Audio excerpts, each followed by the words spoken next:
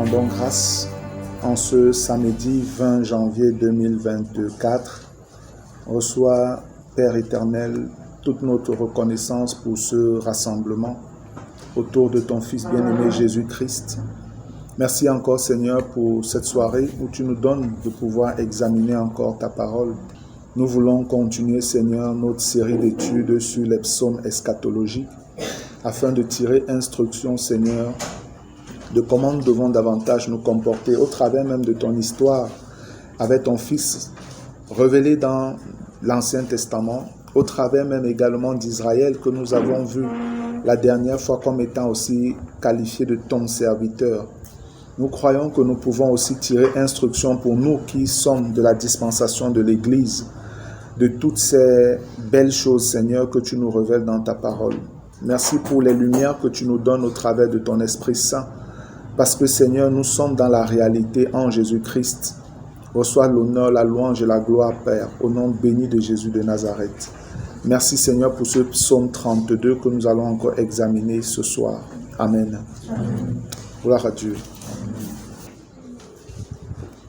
Le psaume 32, il n'est pas très long, mais il est intéressant parce qu'il nous révèle le chemin de la repentance ou de la réconciliation entre un homme et Dieu, mais l'homme peut également être Israël.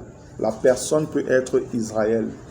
Et dans ce contexte exactement, le Seigneur révèle son point de réconciliation avec Israël, mais aussi avec tout être qui s'est éloigné de lui ou qui est éloigné de lui. Ce qui est bénissant ici, c'est que ce que nous percevons dans le psaume 32, nous avons les ramifications jusque dans les temps de la fin, dans le sens des combats, de la fin des nations contre Israël. Le Seigneur nous le révèle très subtilement au travers de ce psaume. Gloire à Dieu. Je vais lire tout le psaume parce qu'il n'est pas très long, c'est seulement 11 versets. Psaume 32 de David, cantique. Heureux celui à qui la transgression est remise, à qui le péché est pardonné. Heureux l'homme à qui l'Éternel n'impute pas l'iniquité et dans l'esprit duquel il n'y a point de fraude. Tant que je me suis tu, mes os se consumaient, je gémissais toute la journée, car nuit et jour, ta main s'appesantissait sur moi. Ma vigueur n'était plus que sécheresse, comme celle de l'été. Je t'ai fait connaître mon péché, je n'ai pas caché mon iniquité. J'ai dit, j'avouerai mes transgressions à l'Éternel, et tu as effacé la peine de mon péché. Qu'ainsi tout homme pieux te prie au temps convenable. Si de grandes eaux débordent, elles ne l'atteindront nullement. Tu es un asile pour moi, tu me garantis de la détresse. Tu m'entoures de chants de délivrance. Je t'instruirai et te montrerai la voie que tu dois suivre. Je te conseillerai, j'aurai le regard sur toi. Ne soyez pas comme un cheval ou un mulet sans intelligence. On les bride avec un frein et un morse, dont on les pare, afin qu'ils ne s'approchent point de toi. Beaucoup de douleurs sont la part du méchant, mais celui qui se confie en l'Éternel est environné de sa grâce. Juste, réjouissez-vous en l'Éternel et soyez dans l'allégresse. Poussez des cris de joie, vous tous qui êtes droits de cœur. Alléluia. Voilà. Psaume de David, cantique. Heureux celui à qui la transgression est remise, à qui le péché est pardonné. Heureux l'homme à qui l'Éternel n'impute pas l'iniquité et dans l'esprit duquel il n'y a point de fraude. Ça, c'est une déclaration qui est vraie pour toute personne qui se repent. Voilà.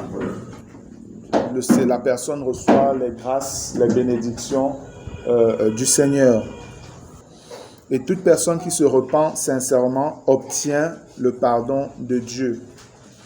Que ce soit individuellement, un être humain qui se tourne vers le Seigneur, qui demande pardon, quelle que soit la faute qu'il avait commise, s'il est sincère dans sa demande de pardon, le Seigneur lui pardonnera. Amen. Il n'y a aucun péché qui soit impardonnable de la part de Dieu quand quelqu'un veut se repentir. Il n'y a aucun. Dès que quelqu'un a le désir de se repentir, quelle que soit la faute qu'il a commise, alors il est pardonnable. Dieu veut lui pardonner. Alléluia. Heureux l'homme, verset 2, à qui l'Éternel n'impute pas l'iniquité et dans l'esprit duquel il n'y a point de fraude. Celui à qui Dieu n'impute pas le péché, c'est seulement celui qui se repent. Quand tu te repens, quand on imputait le péché, c'est que Dieu ne te rend pas responsable de ce péché-là. Et la seule manière de n'être pas responsable de son péché, c'est quand on a demandé pardon à Dieu et on entre dans le bénéfice de l'œuvre que Jésus a accordée, a accomplie à la croix, je veux dire. Amen. Nous entrons dans la justice de Dieu parce que nous avons été convaincus de péché. Et c'est ainsi que nous échappons à son jugement. Voilà la réalité. Et le Seigneur est fidèle dans ce chemin-là depuis les temps anciens. Tous ceux qui se sont repentis, quel que soit le peuple auquel ils appartenaient, Dieu les a pardonnés. Le Seigneur les a pardonnés et il a commencé à les considérer comme des justes.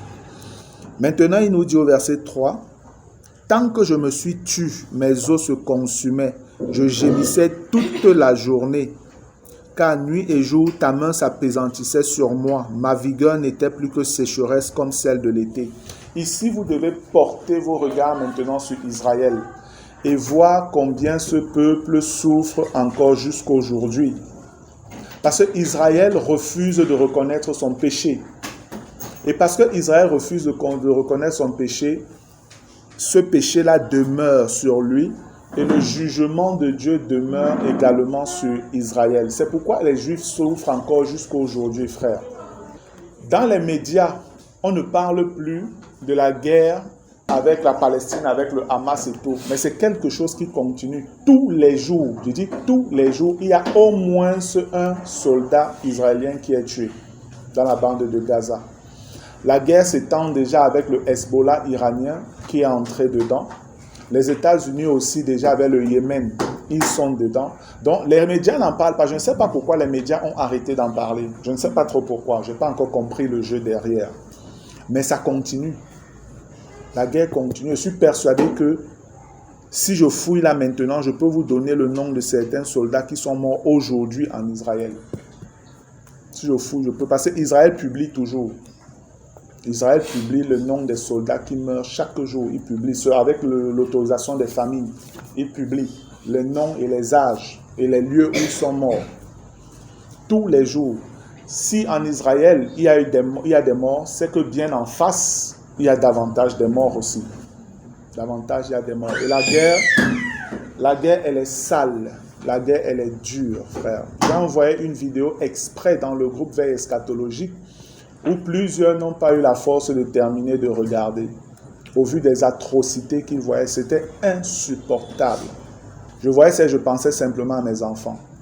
Parce que je voyais des enfants là comme Chalva, blessés, les mains cassées, les ventres, c'était... Je voyais, je disais que waouh Seigneur, comment des choses pareilles arrivent? Comment des choses pareilles peuvent arriver? Satan est méchant de méchant. Méchant de méchant. Et ceux qui travaillent avec lui, on peut comprendre pourquoi leur jugement sera juste. Et ce qu'ils vont recevoir comme condamnation ne sera que justice. Parce qu'il y a des hommes qui ont choisi de travailler avec le malin, avec l'ennemi de Dieu et l'ennemi de l'humanité en fait. Parce qu'ils espèrent avoir une certaine position, ils sont dans la séduction, le mensonge, la méchanceté. Et voilà le monde qui souffre. Comme je l'ai déjà dit au début de cette guerre, il n'est pas question de supporter Israël et de détester le Hamas parce que les Arabes, machin, la Palestine. Non. Non. Les hommes n'ont pas à avoir des hommes pour ennemis. Nos ennemis sont les puissances dans le monde des ténèbres. C'est eux nos ennemis. Nous n'avons pas à lutter contre la chair et le sang. Je vois des chrétiens qui sont totalement dans l'excès en supportant Israël, en citant à tort les Écritures, ne discernant même pas la position actuelle d'Israël par rapport à Dieu. Et ils pensent que non, ils seront bénis parce qu'ils supportent Israël. Vous pensez vraiment que Dieu, lui, voilà, c'est bon pour lui que les enfants comme ça soient décapités, explosés, cassés, blessés, écrasés? Franchement, jamais. Parce que Christ est mort aussi pour ces personnes-là. Il y a des chrétiens en Palestine qui meurent, dont nos frères en Christ meurent de cette guerre-là. Vous faites comment donc pour supporter Israël et rejeter les Palestiniens? Donc vos frères palestiniens, qu'est-ce que vous en faites? Les chrétiens doivent prier et supplier le Seigneur de faire arrêter cette tuerie-là. Au mieux que le Seigneur vraiment vienne et qu'il prenne le contrôle du monde. Parce que les hommes ont totalement échoué. C'est vrai, ces événements sont choquants quand on les regarde. Mais nous savons aussi que c'est prophétiquement annoncé et ça doit arriver pour qu'on arrive vraiment à l'accomplissement des temps. On est en train d'aller là-bas, mais c'est dur, quoi qu'on dise. Vraiment, c'est dur de connaître ça, de voir tout ça. C'est vraiment dur.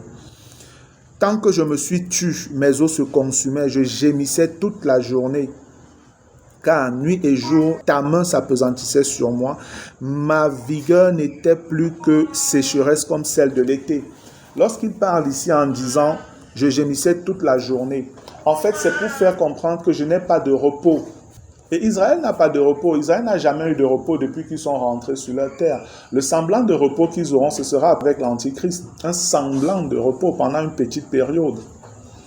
Mais Israël n'a jamais eu de repos depuis qu'ils sont rentrés. Ils sont toujours sur le qui-vive, toujours sur leur garde avec les explosions, les attaques au couteau et tout ça, ou aux voitures, béliers. Il y a toutes ces choses qu'Israël continue à subir. Pourquoi?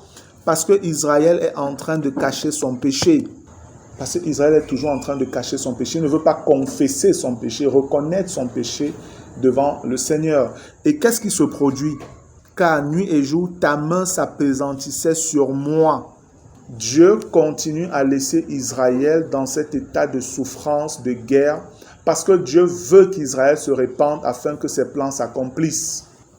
La main de Dieu qui s'appesantit, c'est que le Seigneur laisse les nations, les gens des nations, appuyer Israël. Ce n'est que l'histoire qui se répète. Je vous ai toujours dit, l'histoire biblique est cyclique à plusieurs égards.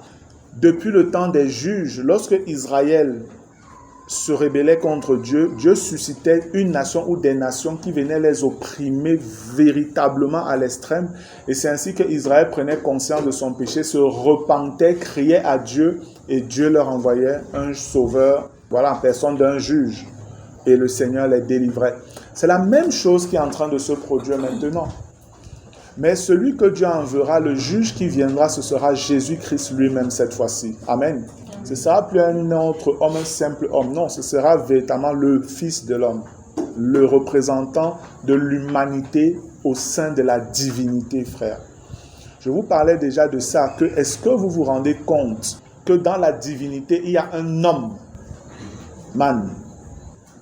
Jésus est là, il nous représente. Et Jésus là-bas, il est dans son corps. Il n'est plus seulement un esprit, il est dans son corps. Donc, il y a un homme, Dieu, véritablement, aujourd'hui, en la personne de Jésus.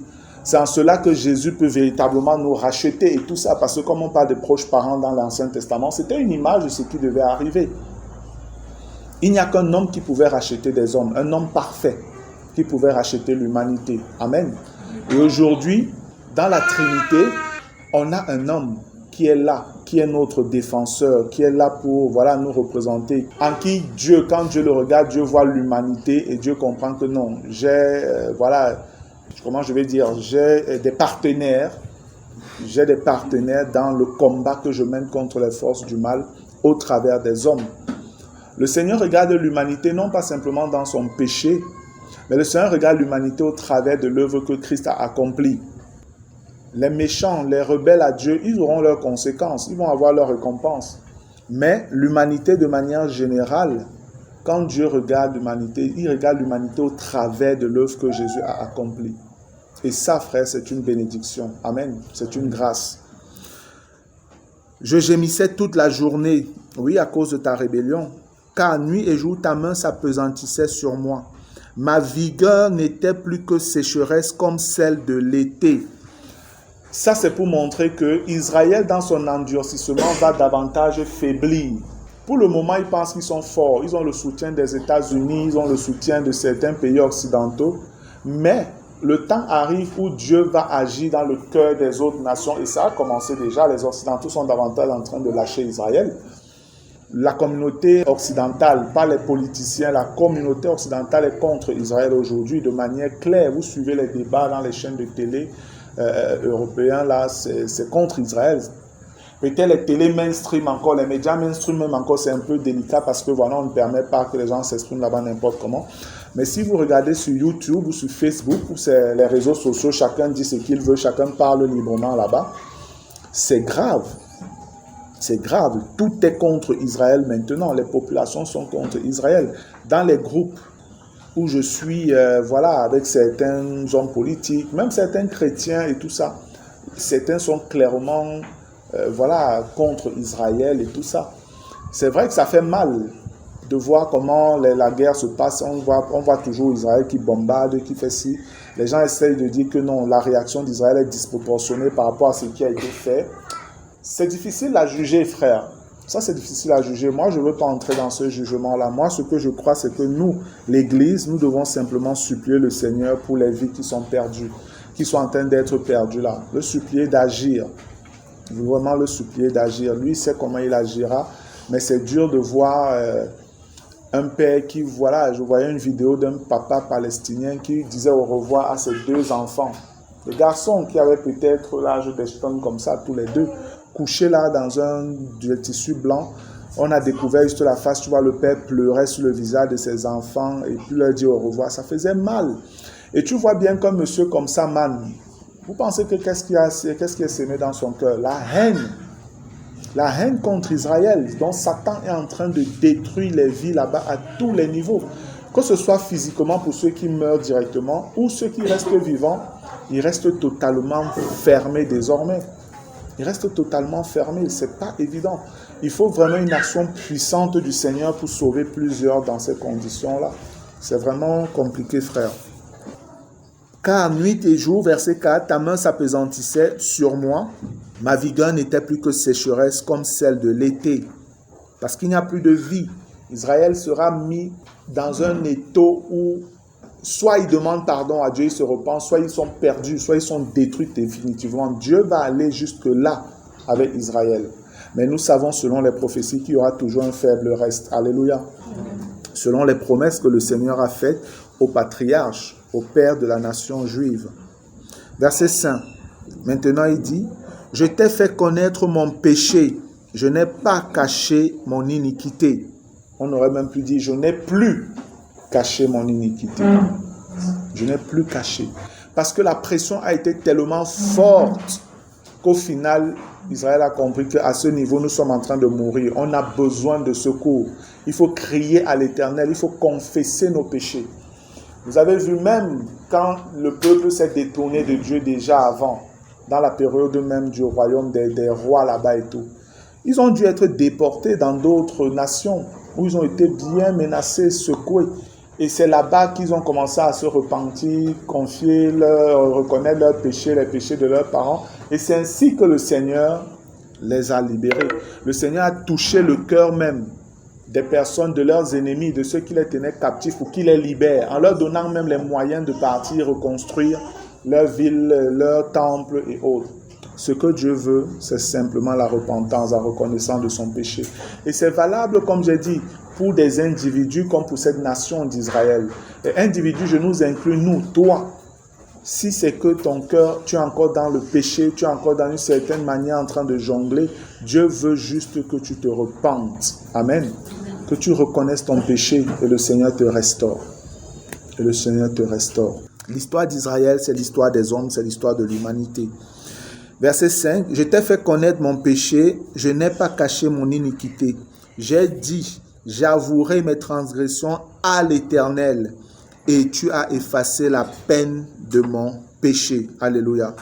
Verset 6, « Qu'ainsi tout homme pieux te prie au temps convenable. Si de grandes eaux débordent, elles ne l'atteindront nullement.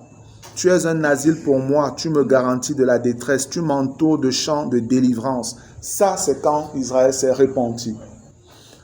Au verset 6, il est écrit, je vais dire, « Qu'ainsi tout homme pieux te prie au temps convenable. Si de grandes eaux débordent, elles ne l'atteindront nullement. » Ici, en fait, vous devez comprendre, ça aussi c'est un principe pour ceux qui veulent davantage étudier les Écritures, les prophéties. Lorsque vous lisez, vous voyez les grandes eaux. Sachez que les grandes eaux font référence aux grandes puissances. Ce sont des nations plus puissantes, beaucoup plus puissantes qu'Israël. Vous devez intégrer ça. Quand on parle des grandes eaux, ou des flots qui inondent, quand on parle des flots qui inondent, ça parle des nations qui peuvent dominer Israël sans problème.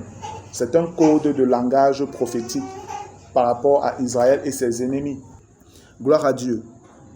Après la repentance, la faveur de Dieu est là. C'est pourquoi on peut déjà dire que même si les grandes eaux débordent, elles ne m'atteindront pas. C'est pour dire que mes ennemis, ceux qui voulaient me détruire, ne peuvent plus rien me faire parce que je me suis repenti et ta grâce, ta faveur, ta protection est maintenant avec moi.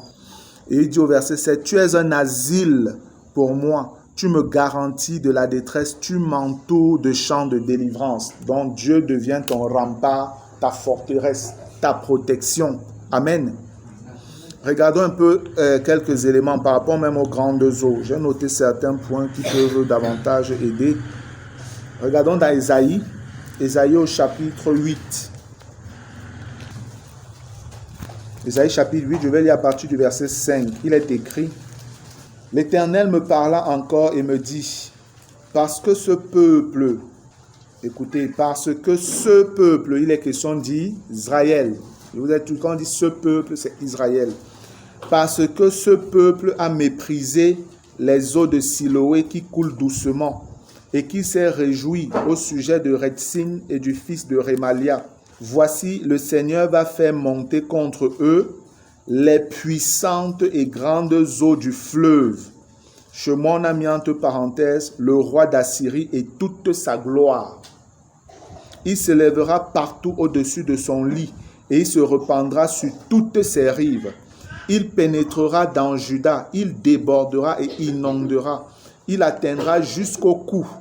Le déploiement de ses ailes remplira l'étendue de ton pays, ô Emmanuel. Voilà.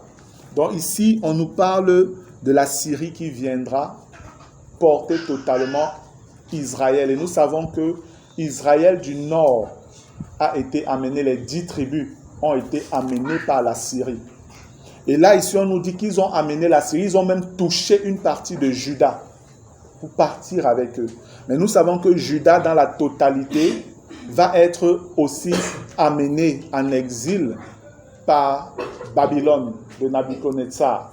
Ici, on voit clairement que les grandes eaux, la Bible nous dit clairement que c'est le roi d'Assyrie et toute sa gloire. Toute sa gloire, c'est toute sa puissance. Toute sa puissance, il est venu contre Israël. Comme je vous disais, quand on parle de grandes eaux, c'est une puissance. Israël ne peut rien contre eux. Ils n'ont même pas de chance. Si ce n'est que l'Éternel lui-même intervient pour les préserver. Regardons un autre passage toujours, parlant des grandes eaux. C'est Ésaïe 17, je pense. Ouais, Ésaïe 17.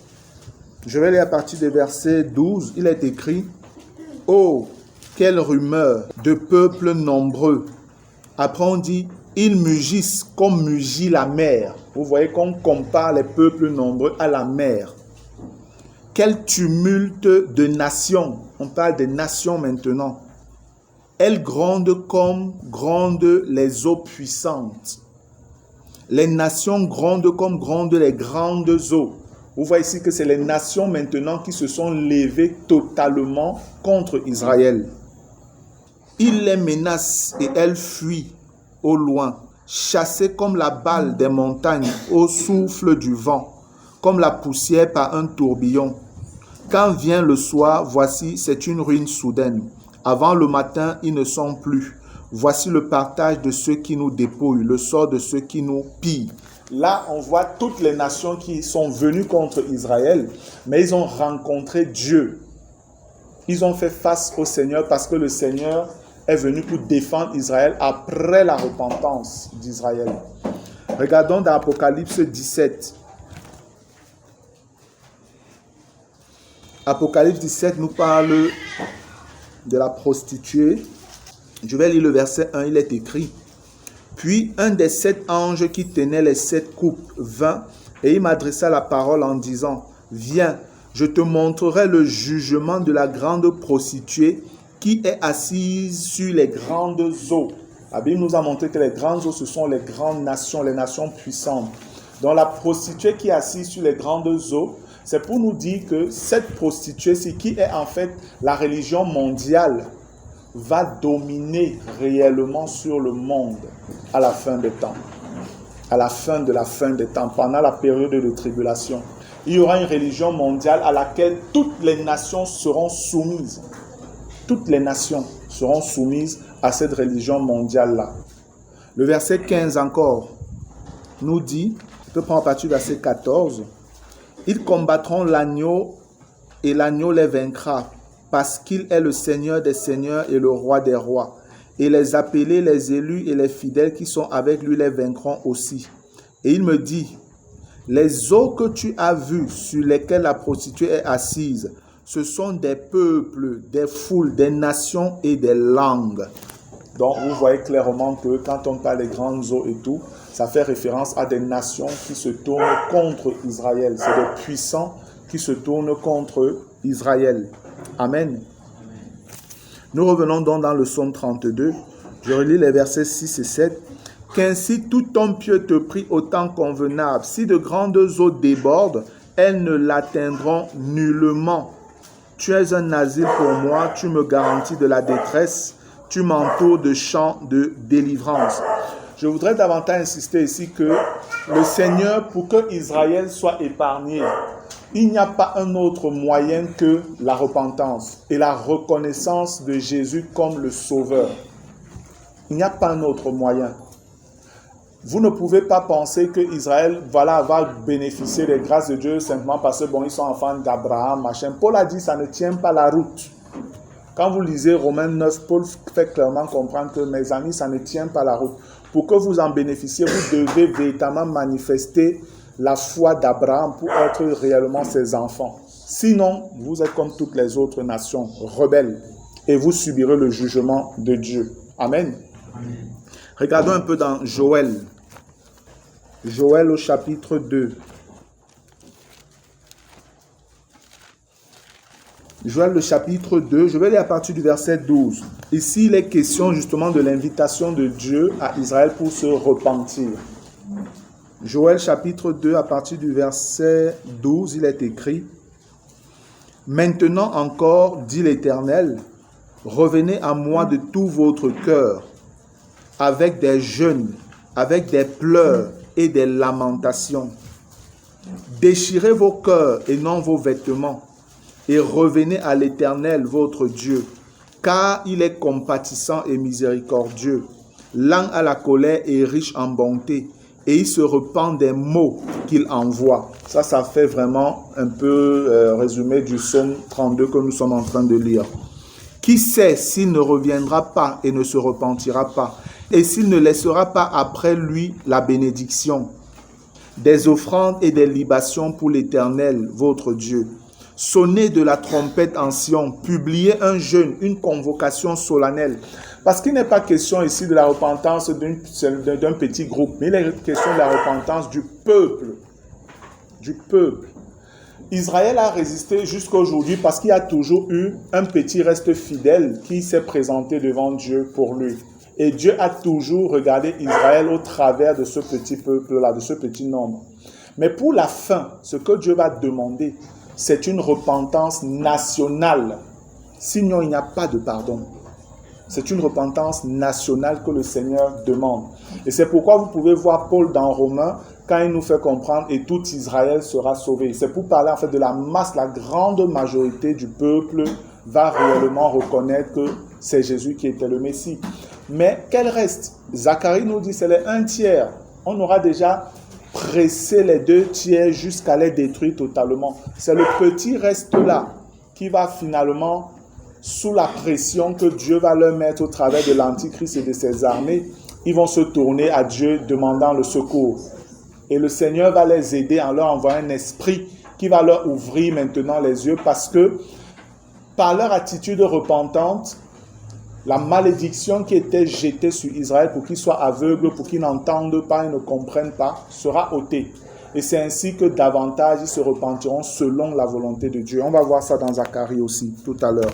Donc j'étais dans Joël, au verset 14, il est écrit: qui sait s'il ne reviendra pas et ne se repentira pas, et s'il ne laissera pas après lui la bénédiction, des offrandes et des libations pour l'Éternel votre Dieu.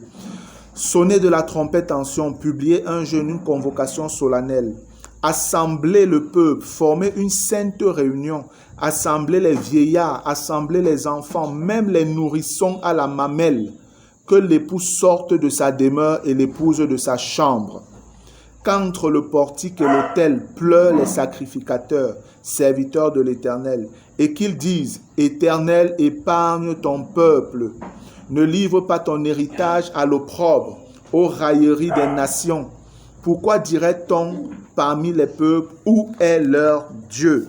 Voilà. Vous voyez qu'ici, le cri n'est pas simplement parce qu'ils ont besoin de délivrance, mais ils mettent aussi en avant l'honneur de l'Éternel. Amen. Où est leur Dieu? Parce que si on finit par détruire totalement Israël, Dieu devient menteur.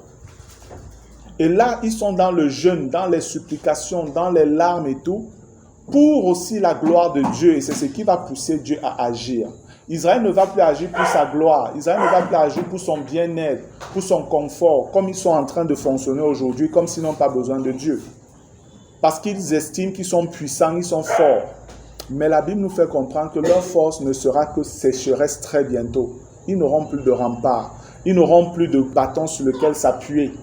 Les nations qui les soutenaient encore vont les lâcher également. Amen. Regardons dans Zacharie au chapitre 12. Zacharie le chapitre 12. Je vais lire à partir du verset 10. On voit dans l'esprit de repentance qui est envoyé. Alors je répandrai sur la maison de David et sur les habitants de Jérusalem un esprit de grâce et de supplication. Quand on parle d'un esprit de grâce ici, c'est que Dieu leur ouvre les yeux et leur donne l'occasion maintenant de pouvoir voir et comprendre pour se repentir. Parce que dans Ésaïe 6, le Seigneur avait annoncé qu'il fermerait maintenant leur cœur à cause de leurs multiples rébellions. Dès que vous regardez à partir d'Ésaïe 1, 2, 3, 4, 5, Dieu passe son temps à faire un appel à Israël pour lui dire: repens-toi, viens, plaidons. Si même ton péché est comme le cramoisi et tout, il va devenir plus blanc que la neige. Viens, repens-toi. Israël ne veut pas comprendre. Et au chapitre 5, il y a 6 malheurs que Dieu prononce sur Israël. 6 malheurs. Au chapitre 5 d'Ésaïe.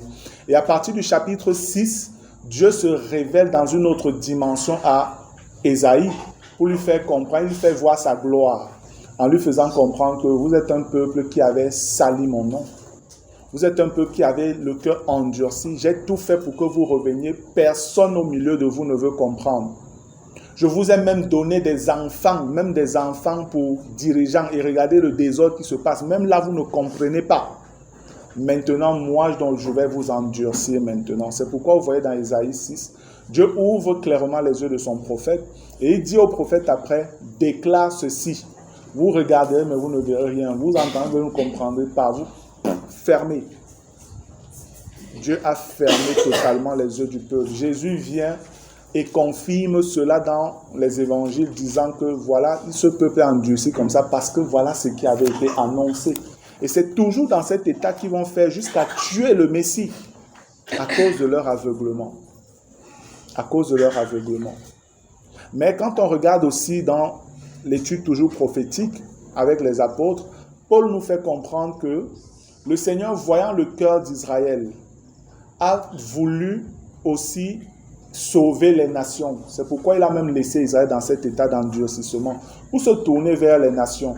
Et c'est en cela qu'on nous dit que Dieu a renfermé toutes les nations dans la désobéissance pour faire miséricorde à tous. Alléluia.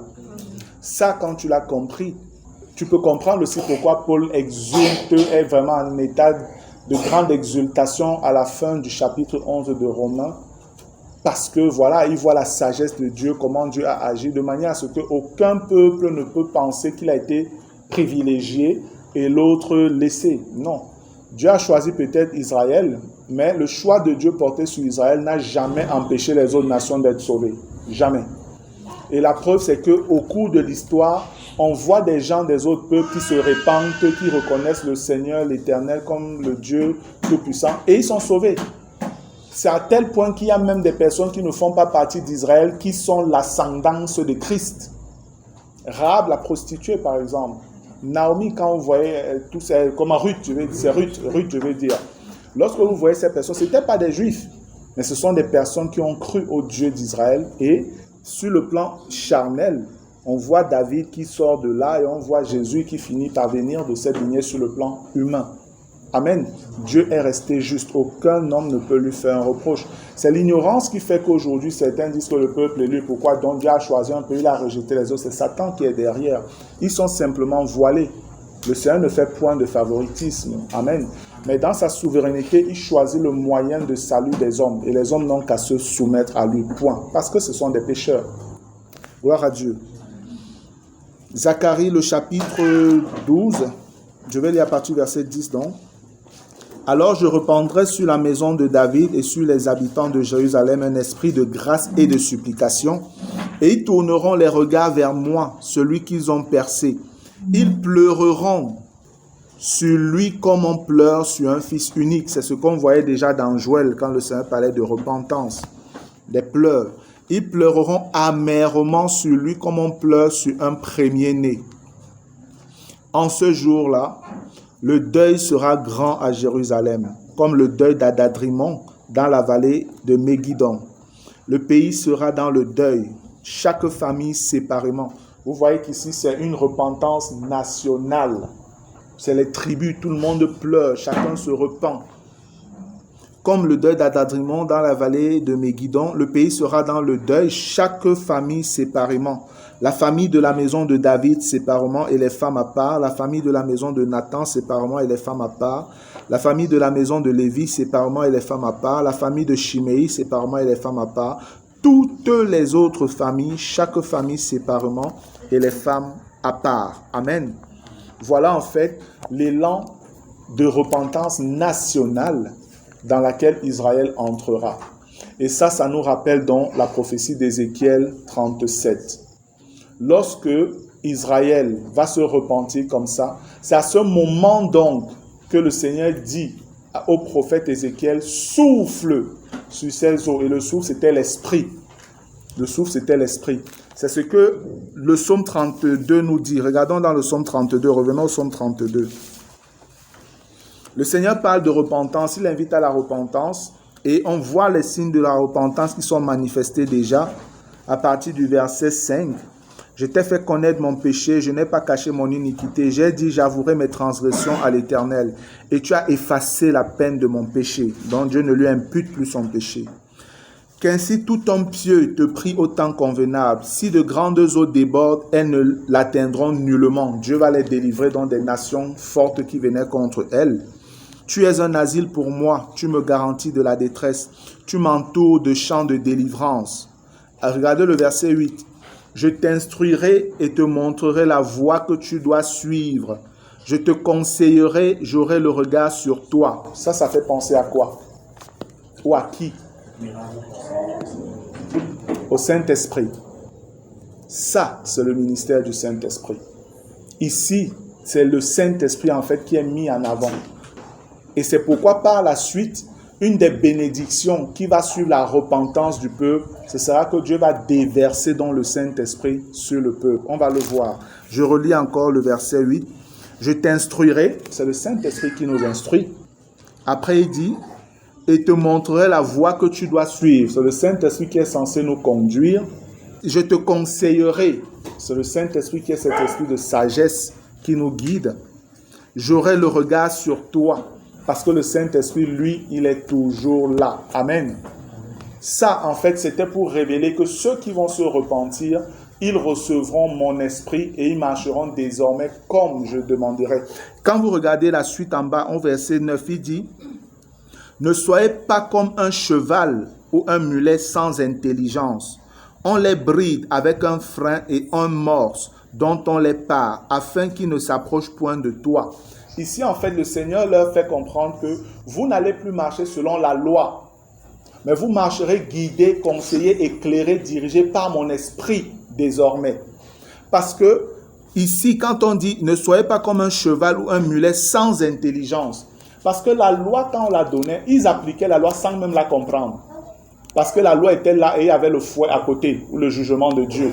Donc ils ne comprenaient même pas. C'est pourquoi quand Jésus vient, Jésus obéit à la loi parfaitement, et même ceux qui pensaient obéir tellement à la loi sont contre lui en disant qu'il viole la loi. Parce qu'ils agissaient sans intelligence, ils ne comprenaient même pas l'esprit de la loi.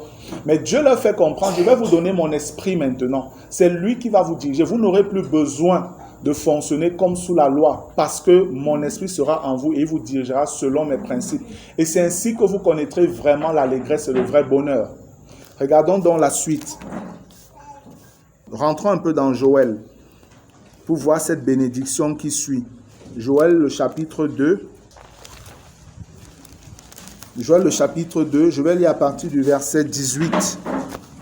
Joël, chapitre 2, à partir du verset 18, il est écrit: après la repentance que nous avons vue à partir du verset 12, Joël, le chapitre 2, verset 12 à 17, la suite maintenant, le peuple s'est repenti, et voilà les promesses de Dieu maintenant sur le peuple qui s'est repenti. L'Éternel est ému de jalousie pour son pays. Dieu est content en fait. Il manifeste une émotion de joie du fait que le peuple a accepté cette fois-ci de se repentir. Et il épargne son peuple. L'Éternel répond, il dit à son peuple, il répond à leur sujet de repentance. Il ne reste plus muet. L'Éternel répond, il dit à son peuple, voici, je vous enverrai du blé, du mou et de l'huile, et vous en serez rassasiés, et je ne vous livrerai plus à l'opprobre parmi les nations. Le blé, le mou, l'huile, tout ça en fait, ça fait penser à la parole et au Saint-Esprit en fait. Le Seigneur dit, je vais prendre soin de vous désormais. Il utilise des images physiques pour des réalités spirituelles. J'éloignerai de vous l'ennemi du nord. Et nous savons que dans Ézéchiel, la puissance qui viendra pour détruire Israël, c'est la puissance qui viendra du septentrion, du fin fond du septentrion, donc du nord. Et Dieu dit ici, j'éloignerai de vous l'ennemi du nord. Je le chasserai vers une terre aride et déserte. Son avant-garde dans la mer orientale, son arrière-garde dans la mer occidentale, et son infection se répandra. Sa puanteur s'élèvera dans les airs, parce qu'il a fait de grandes choses. Donc, ils ont fait beaucoup de mal. Et Dieu dit, je vais les effacer totalement. De tous les côtés où ils partiront, je les détruirai. Je vais les poursuivre jusqu'à les détruire. Et nous avons vu déjà ça, avec toujours Zacharie, comment le peuple libéré par le Christ, le Messie, se tourne maintenant contre ses ennemis et a la victoire. On a déjà vu ça. Verset 21. Terre, ne crains pas, sois dans l'allégresse et réjouis-toi, car l'Éternel fait de grandes choses. Bêtes des champs, ne craignez pas, car les plaines du désert reverdiront, car les arbres porteront leurs fruits, le figuier et la vigne donneront leur richesse. Et vous, enfants de Sion, soyez dans l'allégresse et réjouissez-vous en l'Éternel votre Dieu, car il vous donnera la pluie en son temps. Il vous enverra la pluie de la première et de l'arrière-saison, comme autrefois. Les airs se rempliront de blé, dont les surfaces, il y aura, en fait, Dieu dit, il y aura de l'abondance maintenant de nourriture. Les airs se rempliront de blé, et les cuves regorgeront de mou et d'huile. Je vous remplacerai les années qu'ont dévoré la sauterelle, le diélec, le asile et le gazam. Ma grande armée que j'avais envoyée contre vous, vous mangerez et vous vous rassasierez, et vous célébrerez le nom de l'Éternel, votre Dieu, qui aura fait pour vous des prodiges, et mon peuple ne sera plus jamais dans la confusion. Et vous saurez que je suis au milieu d'Israël, que je suis l'Éternel, votre Dieu, et qu'il n'y en a point d'autre. Et mon peuple ne sera plus jamais dans la confusion. Parce que, comme on l'avait vu, que ce soit dans Ésaïe aussi, ou bien dans Zacharie, tous les faux dieux seront ôtés d'Israël. Amen. Amen. Tous les faux dieux seront ôtés d'Israël. Et les nations reconnaîtront que c'est l'Éternel, le Dieu d'Israël, qui est le seul vrai Dieu. Alléluia. Après cela, je répandrai mon esprit sur toute chair. Vos fils et vos filles prophétiseront, vos vieillards auront des songes, et vos jeunes gens des visions. Voici donc le plein accomplissement de la promesse qui est notre partage présentement, nous, l'Église. Nous avons les prémices de l'Esprit. Nous avons déjà goûté et nous goûtons à ceci. Israël, à la fin, goûtera également cela parce que de prime abord, c'était d'abord pour eux. Mais à cause de leur rébellion, ils ont perdu le droit d'aînesse que nous avons pris. Et vos jeunes gens des visions, 29, même sur les serviteurs et sur les servantes, dans ces jours-là, je répandrai mon esprit. Amen. Donc, nous voyons véritablement, si on revient dans le psaume 32, nous voyons que le Seigneur dit au verset 8, « Je t'instruirai et te montrerai la voie que tu dois suivre. Je te conseillerai, j'aurai le regard sur toi. » Ça, c'est le ministère du Saint-Esprit que Dieu répandra sur Israël en ce temps où ils se seront repentis, après qu'ils soient même libérés de tous leurs ennemis. Verset 9 maintenant. « Ne soyez pas comme un cheval ou un mulet sans intelligence. On les bride avec un frein et un morse dont on les part, afin qu'ils ne s'approchent point de toi. » Ils ne peuvent plus l'être parce qu'ils ont désormais le Saint-Esprit. Nous, aujourd'hui, nous ne servons plus Dieu selon la loi, mais selon l'Esprit. Amen. Amen. Selon l'Esprit. On agit plus simplement parce qu'il est écrit ci ou il est écrit ça, mais on agit aussi parce que le Seigneur nous dirige dans sa volonté. C'est pourquoi je l'ai dit au début, quand on partageait sur l'amour de l'argent, que le chrétien n'agit pas selon ses droits ou ses devoirs. Non. Le chrétien agit selon les directions ou les directives du Saint-Esprit. C'est ça, marcher par l'Esprit. Le juste vivra par la foi. C'est le juste va marcher selon que l'Esprit le dirige. Et ça peut être sur des voies totalement étranges pour toi. Si tu es un juste, tu fais confiance à Dieu, tu dois aller, tu dois avancer. Parce que Abraham, qui est le père de la foi, Dieu est venu le prendre dans une terre où il était là-bas tranquille, à Mésopotamie, là-bas avec son papa et tout. Et Dieu lui a dit, va, comme ça. Abraham a obéi. Et c'est ainsi qu'on l'appelle aujourd'hui le père de la foi. Et le juste est donc celui qui doit marcher selon les directives de l'Esprit de Dieu, comme Abraham aussi a obéi et est parti. Nous devons le savoir. À la fin, Israël fonctionnera de cette manière. Israël ne fonctionnera plus selon la loi. Verset 10. Beaucoup de douleurs sont la part du méchant, mais celui qui se confie en l'Éternel est environné de sa grâce. Ça nous fait penser, comment on le dit encore, à la direction, à la gouvernance de Dieu avec une verge de fer. Les méchants ici, c'est tous ceux qui voudront résister à la seigneurie de Christ. Ceux-là vont souffrir. Et il y en aura, soyez-en sûrs. Il y en aura, Jésus sera là et les gars vont penser qu'ils peuvent toujours se rebeller contre lui, peuvent le renverser et tout ça. La folie de l'homme. La folie d'un cœur méchant. Beaucoup de douleurs sont la part du méchant. Mais celui qui se confie en l'Éternel est environné de sa grâce. Tous ceux qui vont prêter allégeance au roi des rois et au Seigneur des seigneurs seront sous sa bénédiction. Amen. Verset 11. Juste, réjouissez-vous en l'Éternel et soyez dans l'allégresse. Poussez des cris de joie, vous tous qui êtes droits de cœur. Quels sont ceux-là que le Seigneur appelle ici justes? Allons un peu dans Matthieu.